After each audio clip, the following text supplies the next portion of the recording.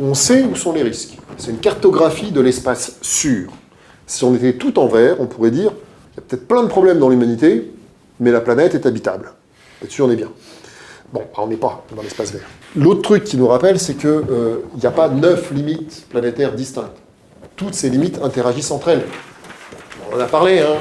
Notamment le climat, on sait qu'il est central, il a une influence sur la biodive a une influence sur le climat. Et évidemment que la disponibilité en eau est liée au climat et est liée aux forêts, on en a parlé, hein, de l'arbre. On a vu que l'arbre, c'était lui qui faisait rentrer l'eau dans le sol et aussi lui qui remettait l'eau dans l'atmosphère.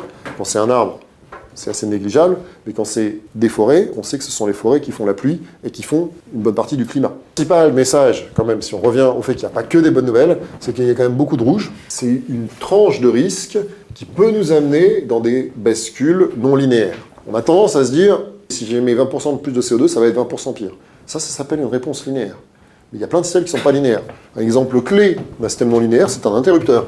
J'appuie pas fort, il ne se passe rien. J'appuie 20% plus fort, la réponse est exactement la même.